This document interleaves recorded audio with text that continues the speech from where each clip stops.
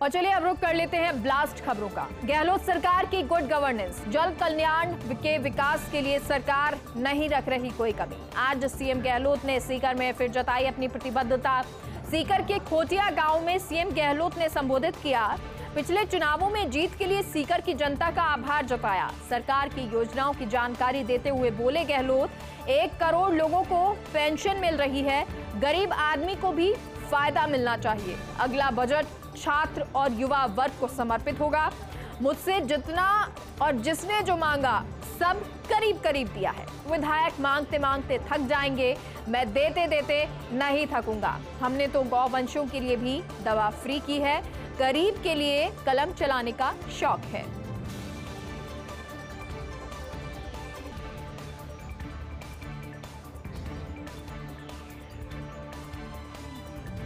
प्रदेश की जनता के लिए सीएम गहलोत का समर्पण। चूरू के सादुलपुर में आज सीएम गहलोत ने संकल्प दोहराया। कहा, तमाम चुनौतियों और परिस्थितियों के बावजूद राजस्थान की सेवा करते रहना लिखा है। चूरू में पिछले 2 दौरों के दौरान दुर्योग हुआ। चूरू में 2 बार उनके हेलीकॉप्टर की आपात लैंडिंग करवानी पड़ी, लेकिन आपकी भावनाओं से मैं सुरक्षित रहा। हेलीकॉप्टर का 2 बार गिरना, कोरोना होना, स्टंट डालना, फिर भी आपके बीच सुरक्षित होना, सरकार गिरते गिरते बचना, ये सब बताता है कि मेरे हिस्से में राजस्थान की अभी और सेवा करना लिखा है। मैं किसी भी पद पर रहूं, पर राजस्थान की सेवा करता रहूंगा। तो मुख्यमंत्री अशोक गहलोत, जिन्होंने जनता से ये संवाद किया और इस संवाद में उनसे कहा कि मेरा यही मन है और ये लिखा हुआ है, जिस तरह की चीजें हुई कि आगे भी मैं राजस्थान की सेवा करता रहूंगा। प्रदेश की जनता के लिए सीएम गहलोत का ये समर्पण। चूरू में सादुलपुर में आज सीएम गहलोत ने ये संकल्प दोहराया और कहा, तमाम चुनौतियों और परिस्थितियों के बावजूद राजस्थान की सेवा करते रहना लिखा है। चूरू में पिछले 2 दौरों के दौरान दुर्योग हुआ।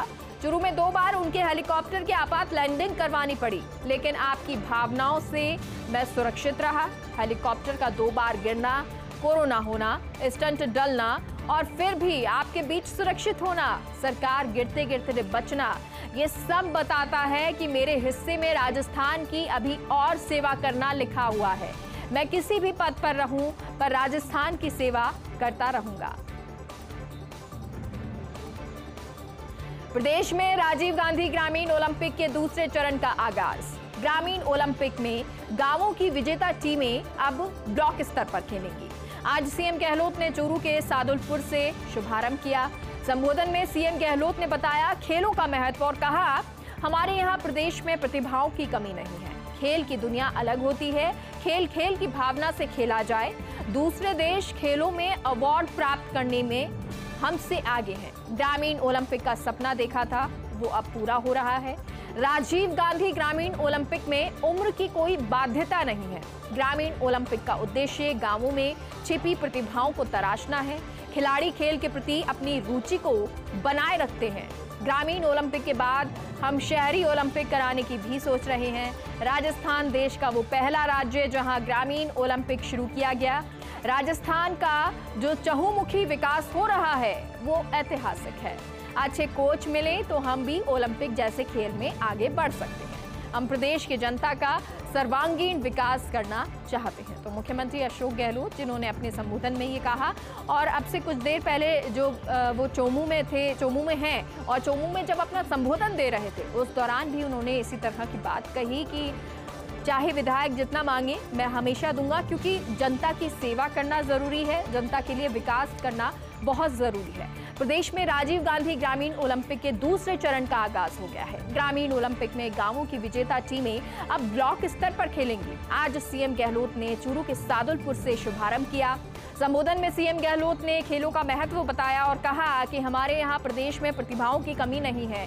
खेल की दुनिया अलग होती है, खेल खेल की भावना से खेला जाए।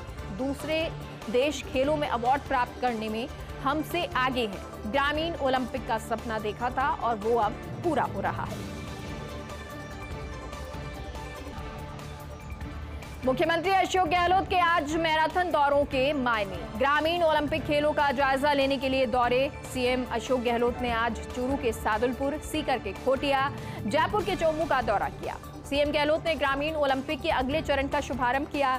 सीएम गहलोत ने विकास कार्यों का शिलान्यास लोकार्पण किया और ऐसे ही दौरे प्रशासन गांव के संग अभियान के दौरान हुए थे।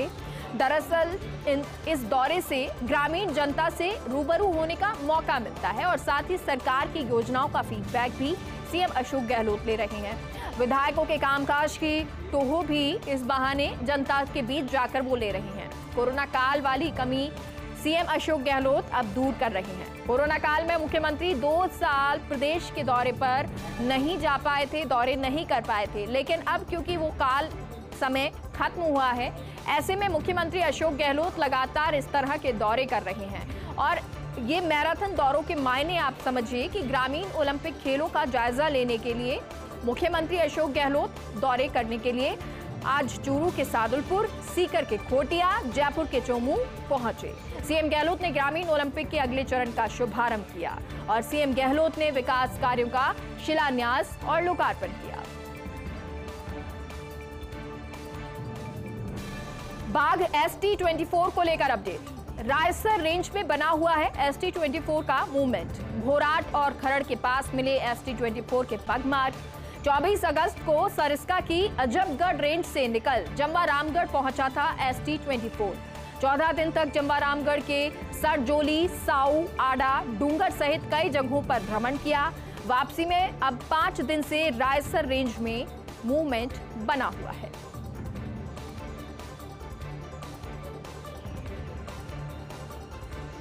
फतेहपुर विधायक हाकम अली के घर में बगावत। फतेहपुर विधायक की कार्यशैली से कांग्रेसियों में नाराजगी है। कांग्रेसी पार्षद ही इस्तीफा देकर विधायक के खिलाफ रोष जता रहे हैं। पहली बार एमएलए बने हाकम अपनी ही पार्टी कार्यकर्ताओं को नहीं संभाल पा रहे। हाकम अली पर लगातार भेदभाव के आरोप लगते रहे हैं। बहुत कम अंतर से पिछला चुनाव हाकम अली जीते थे और ऐसे में इस बार हाकम अली की राह काफी कठिन हुई। हालांकि सीएम गहलोत ने आज फतेहपुर को बड़ी सौगात दी है। फतेहपुर में 48.5 हेक्टेयर में 19 करोड़ की लागत से नेचर पार्क की सौगात दी। किशनगढ़ एयरपोर्ट पर फ्लाइट संचालन पर संकट। स्पाइसजेट एयरलाइन ने एयरपोर्ट पर बंद किया फ्लाइट्स का संचालन। पूर्व में स्पाइसजेट की रोज 3 फ्लाइट संचालित हो रही थी, लेकिन अब 31 अगस्त के बाद एक भी फ्लाइट नहीं चली। अब केवल स्टार एयर की फ्लाइट का संचालन हो रहा है। ये फ्लाइट भी सप्ताह में 4 से 5 दिन चल रही है। औसतन 2 दिन इंदौर और 2 दिन सूरत के लिए ये संचालित हो रही है। अब किशनगढ़ और अजमेर के निवासियों के लिए बढ़ी है परेशानी। हर फ्लाइट के लिए जयपुर तक की यात्रा उनको करनी पड़ रही है।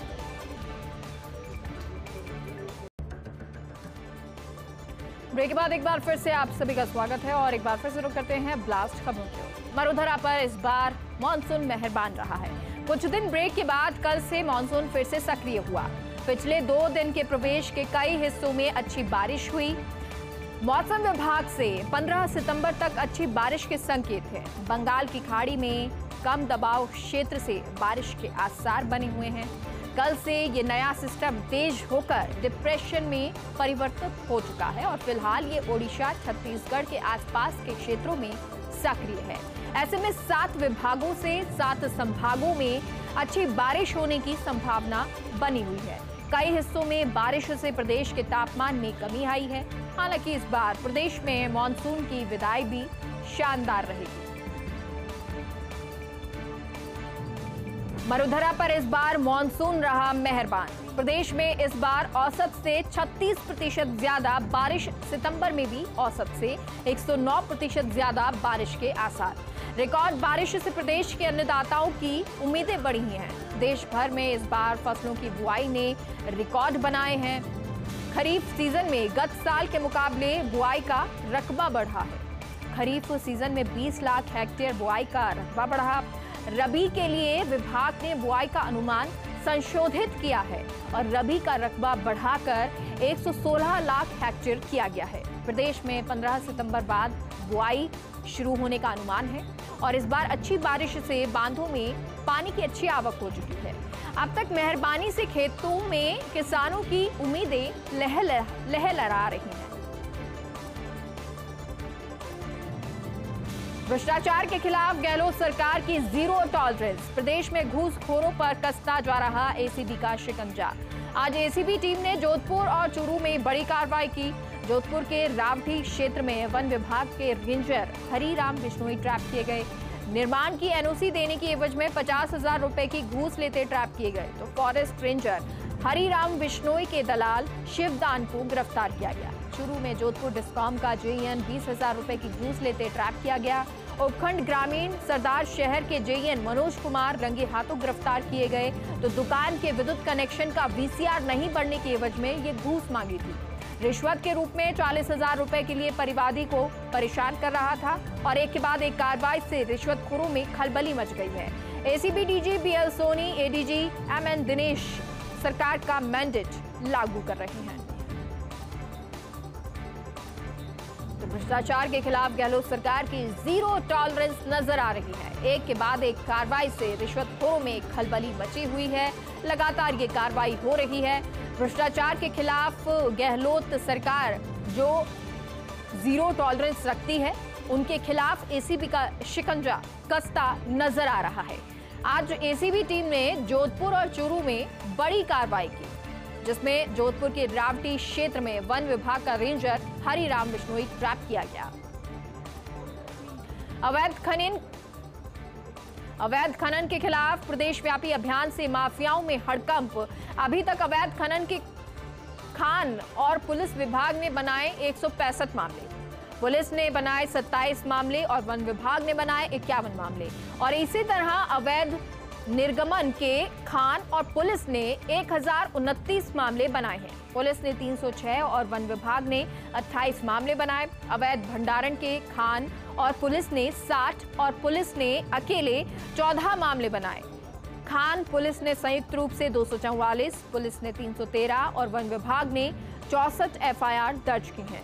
खान और पुलिस ने संयुक्त रूप से 118, पुलिस ने 204 और वन विभाग ने 26 को गिरफ्तार किया है। खान और पुलिस ने संयुक्त रूप से 64 और वन विभाग ने एक बड़ी मशीन जब्त की है। तो खान और पुलिस ने संयुक्त रूप से 1219, पुलिस ने 401 और वन विभाग ने 79 वाहन और मशीन जब्त किए हैं।